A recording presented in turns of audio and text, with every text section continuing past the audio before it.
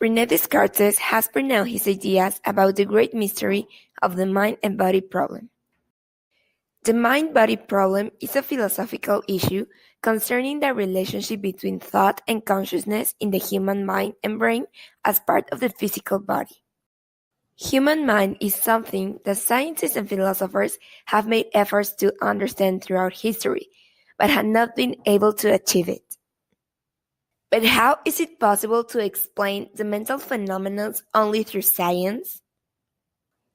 This problem asks us to imagine and think about the mind and the body as two different and separate things.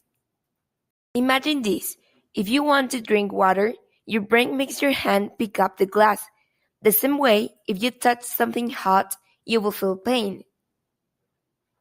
So, the mind and body do interact with each other. The mental events give place to the physical ones and vice versa. But the need of this interaction leads to the question what was believed before. Are the mind and body two completely different entities? Here is where the problem starts. Are they actually separate? Or how can we explain these interactions? The philosophical question is, how is it possible to explain the mental phenomena taking into account the body's functioning?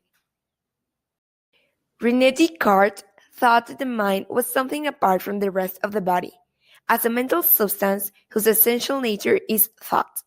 Everything else was matter, and the main characteristic is that it needs space. On the other hand, Baruch Spinoza thought dualism refers to the properties and not to the substance. There are two types of properties, mental and physical. However, they can be attributed to the one same thing. Then, Nicolas Malebranche believed that when the mental and physical interactions occur, God contributes to the action. This doctrine was called occasionalism. George Berkeley had the idea that reality consists of the mind and their ideas. Finally, Gilbert Ryle argued that the concept of dualism is just an error of categories. It might seem that this problem is something new, but it's actually something that we're always going through and maybe we don't even know it. For example, people who practice sport at a high level know the mind and body contrast. Timothy Galway is a recognized author that describes this concept as an inner game. A perfect example could be a tennis player. These players are always struggling with two entities while playing. The first one is consciousness, the voice in your head that talks and makes you nervous, while the second one is your body, the one that is physically playing and knows the moves. Both take part of oneself while playing, but they have different roles. We could call the first entity the mind. You can hear it and it's supposed to say what you are thinking. And the other one has the sole purpose of playing tennis, which involves running, moving, and hitting the ball. In this way, dualism is a real, everyday struggle, not only for tennis, but for life itself. This problem is one of the most interesting ones nowadays, because it's incredible how something physical can interact with something non-physical.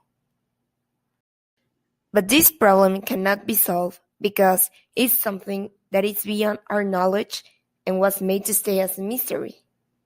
Also, it cannot be solved because it is made to be solved after life. As we know, many philosophers related the mind with the soul and free will, and this is related with God. So, the main problem is that this is a God thing that will be revealed to us only when we achieve Him. So go and make your brain know your body, and vice versa.